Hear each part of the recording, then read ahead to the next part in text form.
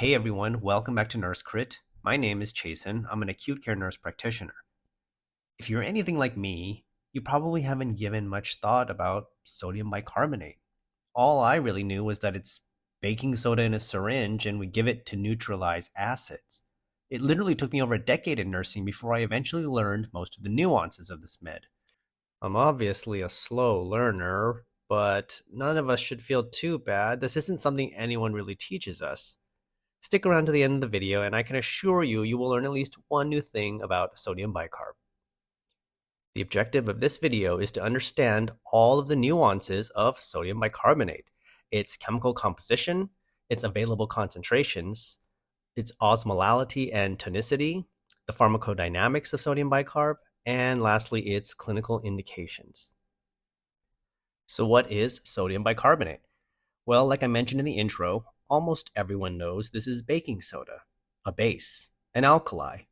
But if you suck at chemistry like I do, it's really easy to gloss over the fact that bicarb also has a first name.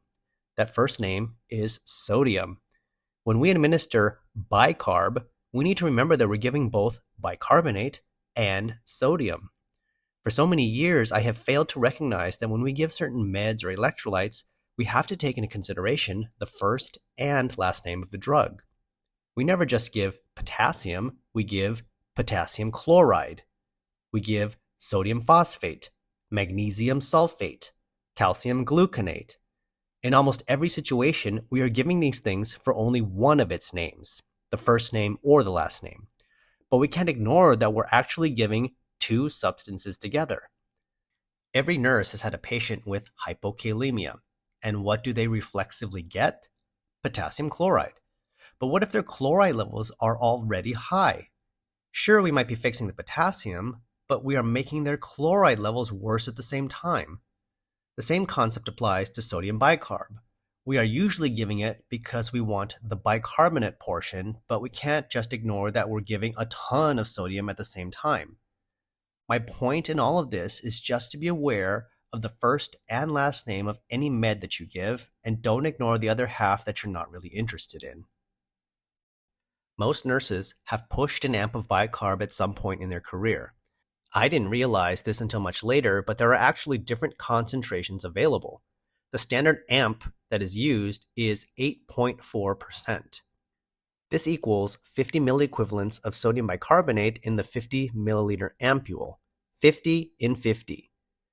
Revisiting the first and last name concept, understand that this means there are 50 milliequivalents of each cation and anion, 50 of sodium and 50 of bicarbonate. There are other concentrations like 7.5, 5%, 4.2%, but I don't believe I've ever seen these in practice. I think it's pretty universal that when a physician wants to use sodium bicarb, they mean the 50 milliequivalents in 50 ml ampule. So when a doc orders 1 amp, you're really giving 50 milliequivalents of sodium and bicarbonate. If they order 2 amps, you're giving 100 milliequivalents. Or sometimes they order it the other way around. Give 100 milliequivalents of sodium bicarb. And now you know that means you will give 2 amps of bicarb. Osmolality and tonicity are related subjects that have to do with the concentration of solutes dissolved in a solution and how they relate to other solutions. With all of the sodium, electrolytes, glucose, urea, proteins, and other solutes dissolved in human plasma, the normal serum osmolality is approximately 280 to 300 milliosms per kilogram. Anything in this range is considered isotonic. And you can probably guess that solutions with an osmolality less than 280 are hypotonic, and those greater than 300 are hypertonic. Can you guess what the tonicity is of an amp of sodium bicarb? If you guessed hypertonic, you are correct. But how hypertonic is it? I know I was surprised to discover it's approximately 2,000 milliosmoles. That's around 7 times more concentrated than human plasma. Give a few amps of bicarb and you're going to start jacking up the serum osmolality. You can probably imagine this will cause predictable yet highly variable fluid and electrolyte shifts in the body. For example, if you saw my video on hyperkalemia, I mentioned that these hypertonic ampules of bicarb can osmotically drag potassium out of the cells back into the plasma. But isn't alkalosis from the bicarb administration supposed to shove the potassium into the cells? Well, yes, but it depends on which force is greater in this chemical tug of war. Needless to say, if you have ever been in a situation where a doc said give an amp of bicarb every hour, it's probably safe to say you have ultimately done more harm than good. Maybe you managed to keep the pH relatively stable, but you trashed their osmolality. One more point worth mentioning on the topic of osmolality and tonicity: given how hypertonic amps of sodium bicarb are, it's preferable to give it through a central line for both comfort and safety. Its tonicity and alkalinity are so extreme it will cause major tissue damage if it extravasates.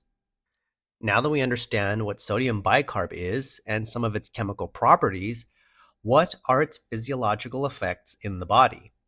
For the sake of this discussion, we will ignore the sodium portion for now and only talk about the bicarb. Since I hate chemistry, I won't review all of the symbols and forward and backward reactions because frankly it's all above my understanding. Very simply put, when you give bicarb, it combines with the hydrogen ions in acids and generates water and carbon dioxide. The water is obviously not a problem, but the carbon dioxide can be. We know carbon dioxide acts as an acid in the blood, but I thought we neutralized the acids when we gave the bicarb. Yes and no. What happens functionally is that we convert a metabolic acidosis into a respiratory acidosis. That's how bicarb works. If you are familiar with acid-base physiology, you know that a respiratory acidosis can be fixed quite rapidly by increasing ventilation and blowing off CO2. This is why we don't give bicarb for a respiratory acidosis. It will only make the respiratory acidosis worse by producing more CO2. So, to give a one-liner summary on how bicarb works, bicarb converts a metabolic acid into carbon dioxide that we can blow off quickly to normalize the pH.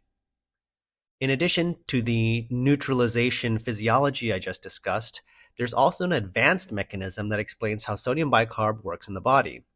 It's called the Stewart Approach to acid-base analysis, and it's not widely taught. I will do my best to give a dummy explanation for this highly complex model. Now, this model actually looks at the sodium portion more than the bicarb. It states that by giving lots of sodium without giving any chloride, we increase the gap or the difference between these two quote-unquote strong ions. In order to maintain electroneutrality, the body will intrinsically generate more bicarbonate ions to fill in that gap. Like I talked about in my basic metabolic panel video, when the chloride is low or relatively low, the serum bicarb will reflexively start to increase because that's what the body does to maintain homeostasis. So it would seem that both the sodium and the bicarbonate each have a uniquely specific role in alkalinizing the body. Lastly, I want to talk about the indications for giving sodium bicarb. Amps of bicarb are given all the time for a variety of reasons, most of which are not so evidence-based. In the ICU, patients are often so sick we are desperate to give anything that might help correct a few of our numbers. But really, the main reasons to give sodium bicarb are a non-anion gap metabolic acidosis, sodium channel blocker overdose, urinary alkalinization for certain toxins, and seizures from severe hyponatremia. In my experience, all of those indications are not that common. We give it most commonly for anion gap acidoses like severe lactic acidosis, or also in a code situation. Several of the really smart physicians that I listen to and learn from would recommend an isotonic bicarb drip rather than pushing the hypertonic amps. By mixing up an isotonic drip, you get the alkalinizing effects without the detrimental changes in serum osmolality. To mix an isotonic bicarb drip, you put 3 amps of bicarb into a liter of D5W or sterile water. Remember, those 3 amps equal 150 milliequivalents of sodium and 150 milliequivalents of bicarb. This yields an osmolarity of 300, which is right at the upper limit of normal. When a physician asks for a bicarb drip, this is most often what they are requesting.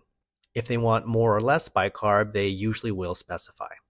So in summary here, if the patient can tolerate the extra fluid, a bicarb drip is much more preferable over the hypertonic bicarb amps.